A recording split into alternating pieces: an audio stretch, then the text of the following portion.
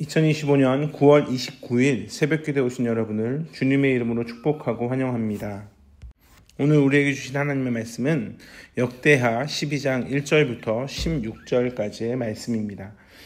제가 가진 성경으로는 구약성경 671쪽에 있습니다. 역대하 12장 1절부터 16절까지의 말씀인데요. 대표적으로 1절 말씀만 읽도록 하겠습니다. 1절입니다. 로보암의 나라가 견고하고 세력이 강해지매 그가 여호와의 율법을 버리니 온 이스라엘이 본받은지라.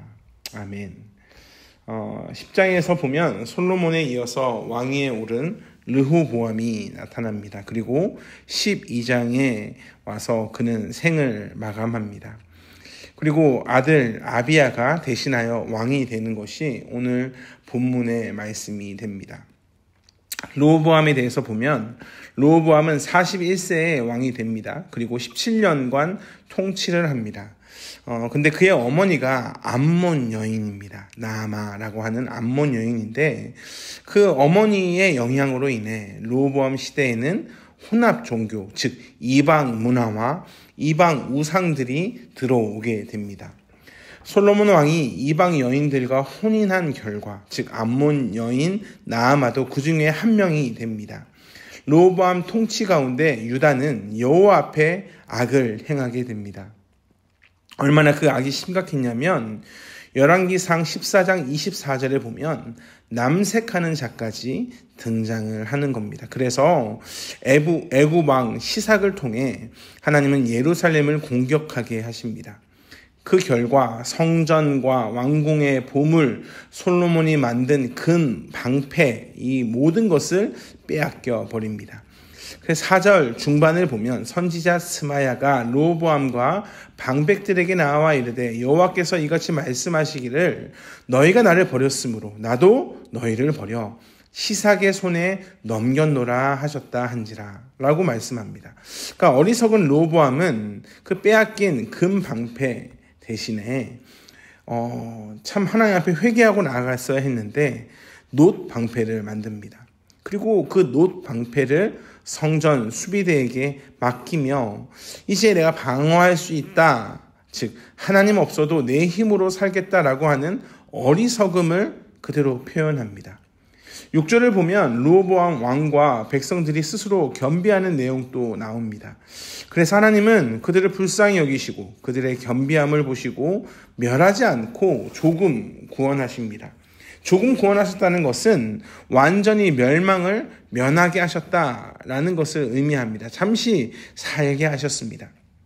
근데 하나님의 나라를 바라보면 참 마음이 아픕니다. 어쩌다가 여기까지 왔는가? 어쩌다가 이렇게 참 비참해졌는가?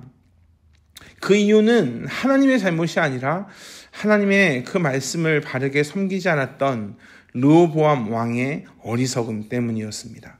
1절에 보면 르호보암이 나라가 견고하고 세력이 강해지고 난 뒤에 그가 여호와의 율법을 버립니다.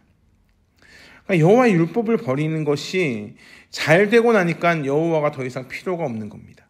14절에 보면 르호보암에 대한 평가가 이렇습니다. 르호보암이 악을 행하였으니 이는 그가 여호와를 구하는 마음을 굳게 하지 아니함이었더라. 그가 율법을 버릴 뿐만 아니라 사실 율법을 버렸다는 것은 그 여호와의 언약을 어겼다는 건데 여호와의 언약을 어긴 자의 모습이 어떻겠습니까? 당연히 여호와를 구하지 않습니다. 하나님께서 그에게 주셨던, 하나님이 그에게 알려주셨던 그 하나님을 섬기는 마음을 굳게 하지 않습니다. 하나님이 그에게 어떠한 하나님이셨는가? 그저 이용할 수 있는 존재밖에 되지 않는 겁니다. 역대하 11장 17절에 보면 하나님은 3년 동안 이스라엘을 강성하게 하셨습니다. 그런데 오늘 본문 1절을 보면 율법을 버리고 그리고 그 모든 모습을 온 이스라엘이 본받는 그러한 어리석음을 발견하게 됩니다. 우리가 좀 헷갈리게 됩니다. 르호보암이 하나님을 믿었는가? 믿었으니까 3년 동안 강성한 것이 아닌가? 근데 안 믿은 것 같기도 하다. 안 믿었기 때문에 르호보암이 악을 행했다라는 말씀을 하는 것은 아닌가. 그러니까 어느 것이 르호보암의 참 모습일까? 여기에 인간의 간사함과 거짓됨이 그대로 나타납니다. 르호보암이 무엇을 버렸는가? 여기에 우리가 집중해야 합니다. 율법을 버립니다. 이것은 단순히 그가 나쁜 사람이 되었다라는 것을 의미하는 것이 아닙니다. 그가 율법을 버렸다는 것은 그는 하나님을 섬기지 않았다는 것을 의미합니다.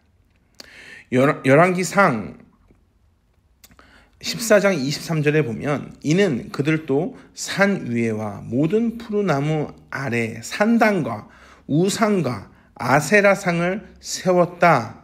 그러니까 우상과 아세라상, 산당 이런 것을 세웠습니다. 그가 다른 신을 섬깁니다. 메시아 언약을 버리고 분명하게 말씀드리지만 그는 다른 신을 섬기고 있습니다. 다른 종교에 구원이 없습니다. 길이 없습니다.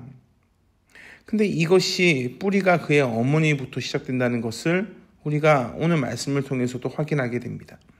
르호보암의 어머니 암몬 사람 나아마, 이 여인은 솔로몬을 하여금 밀고 우상을 섬기게 했던 그런 사람이었습니다. 남편을 타락하게 했습니다. 근데 거기서 멈추지 않고 아들도 타락하게 한 여인이 바로 이 나아마입니다. 왕이 얼마나 중요한가? 왕은 나라를 대표합니다. 왕이 거짓되게 행동하면 온 백성이 거짓되게 행동합니다.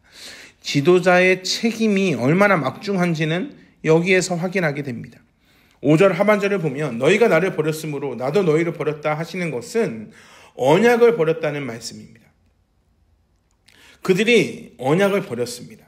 즉 르호보암은 여호와를 믿지 않았다는 겁니다. 그런데 6절의 말씀을 보면 이스라엘 방백과 왕이 스스로 겸비하여 이르되 여호와는 의로우시다 라고 합니다. 그러니까 이게 이제 헷갈리는 겁니다. 분명히 여호와를 믿지 않았는데 6절에 다시 여호와는 의롭다라고 이야기하는 이 르호보암의 모습에 믿음이 있는 걸까? 아니면 믿음이 없다는 것일까? 그러니까 이걸 분명히 알아야 됩니다. 일시적으로 하나님이 나의 도움이 될 것 같으니 하나님을 붙잡고 또 그러다가 하나님 없이도 괜찮을 것 같으니 그 상황이 되니 나라가 잘 사니 하나님 없어도 귀찮지 않게 하나님을 섬기지 않아도 되니까 하나님을 버리는 자가 바로 르호보암입니다. 우리가 분명히 기억해야 되는 것은 하나님의 공의를 기억해야 합니다. 하나님은 의로우신 하나님이십니다. 여호와는 의로우십니다. 이것을 하나님의 백성들이 바르게 알고 있는가? 정말로 알고 있는가?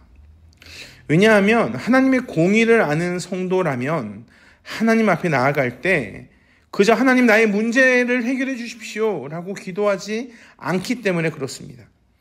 공의의 하나님을 알고 있다면 그 하나님 앞에 나아갈 때, 즉 하나님의 공의 앞에 나의 불의함을 바라보게 됩니다. 하나님은 공의로 심판하실 겁니다. 우리가 분명히 기억해야 되는 것은 최후 심판이 있다라고 하는 그 사실입니다. 하나님께서 분명히 심판하십니다. 우리의 책임이 아무렇지 않은가? 아니요.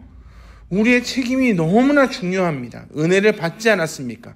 죄에 대해서 하나님 앞에 토해내야 하며 하나님 앞에 정말로 통회하는 심령으로 나아가야 합니다. 그저 나의 문제만을 바라보고 하나님이 이 문제 해결해 주십시오 라고 한다면 내 안에 하나님을 의지하는 마음이 전혀 없다는 것을 우리가 바라봤다면 하나님 앞에 토하는 심정으로 나아가야 합니다. 나의 모습을 객관적으로 바라봐야 합니다. 르호보암은 국문을 지키는 시위대 장관들에게 금방패를 빼앗긴 대신에 놋방패를 맡깁니다. 금방패를 빼앗겼습니다. 그러면 어떻게 해야겠습니까? 하나님 앞에 엎드려야 하지 않겠습니까? 그런데 놋방패를 맡깁니다. 영적으로 쇠퇴할 뿐만 아니라 아주 망해버렸습니다. 아주 쇠퇴해버렸습니다. 하나님을 의지하지 않으니 나라가 당연히 흔들립니다. 왜냐하면 우리의 나라는 하나님이 이끄시는 나라이기 때문에 그렇습니다. 하나님이 긍휼을 또 베푸셨습니다. 그래서 아주 멸하지는 않고 낮아질 기회를 허락하십니다. 그것이 6절이지 않습니까? 이때 알고 돌아와야 했는데 거짓됨으로 버티고 하나님이 나를 구원하시려고 했다면, 나를 분명히 하나님의 나라의 백성으로 선택했다면 하나님이 인도하시겠지 라는 교만함을 보이고 있다면 그 모습을 가진 성도는 절대로 거룩한 성도가 아닐 수밖에 없습니다. 성도는 믿음의 반응을 보여야 합니다. 그것이 우리의 책임임을 잊지 마시길 주님의 이름으로 축복합니다. 사랑하는 성도 여러분, 르호보암은 일시적으로 순종한 듯 보였지만 진정한 구원을 받은 자의 모습을 보이지는 않습니다. 히브리서 3장 14절의 말씀을 우리는 분명히 기억해야 합니다. 우리가 시작할 때 확신한 것을 끝까지 견고히 잡고 있으려면 그리스도와 함께 참여한 자가 되리라. 일단 우리가 예수 그리스도의 믿음으로 예수님이 정답입니다. 예수님만이 유일한 길입니다. 라는 것을 끝까지 견고하게 붙잡아야 된다는 말씀입니다. 그러한 사람이 그리스도와 함께 참여한 자가 되는 겁니다. 믿음은 계속해서 하나님을 믿는 책임을 수반하고 있습니다. 르호보암은 은혜를 받았습니다. 그런데 그 후에도 계속 죄를 짓습니다. 공의의 하나님이 심판하지 않겠습니까? 심판하십니다. 회개할 기회를 주실 때 회개해야 합니다. 분명 회개할 기회가 없을 때가 올 겁니다. 그때 후회하면 이미 늦습니다. 사랑하는 성도 여러분, 우리는 하나님을 늘 마음에 두고 살아야 합니다. 죄를 두려워하고 죄를 멀리해야 합니다. 혹시나 성도님들 가운데 현재 내 상황이 좋지 않아서 인간적인 방법으로, 세상적인 방법으로, 거짓됨으로 무엇을 얻으려고 하십니까? 그렇지 않기를 주님의 이름으로 축복합니다. 하나님 안에서 성실함으로, 공정함으로, 땀 흘림으로 세상에서 살아가야 합니다. 살아내야 합니다. 견뎌야 합니다. 끝까지 견고히 붙잡아야 합니다. 내 힘은 그저 놋방패밖에 되지 않습니다. 하나님이 나의 금방패이시고 하나님이 나의 모든 것 되십니다. 놋방패로 막을 수 있을 거라 생각했던 우리가 막을 수 있는 것이 무엇이 있겠습니까? 우리의 힘으로는 아무것도 막아낼 수 없습니다. 그러나 승리 그 자체이신 하나님이 여러분의 삶을 인도하실 때 모든 것을 막아내고 모든 것을 극복하여 이기고 나아갈 수 있을 겁니다. 승리 그 자체이신 하나님께 모든 영광을 돌리는 그러한 삶이 되시길 주님의 이름으로 축복합니다.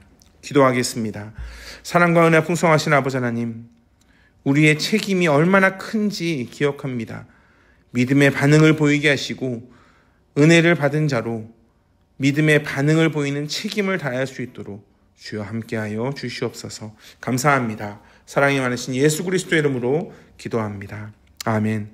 우리 주 예수 그리스도의 은혜와 하나님의 풍성하신 사랑과 성령 하나님의 내주하시며 교통하시는 은혜가 오늘 또 하나님 앞에, 공의의 하나님 앞에 무릎으로 나아가며 하나님 앞에 나의 죄를 고백하며 그리고 하나님의 영광을 위해 모든 것을 구하고 성실하게 살겠습니다. 믿음으로 고백하는 한 분 한 분 위에 영원토록 함께 하시길 간절히 축원하옵나이다. 아멘.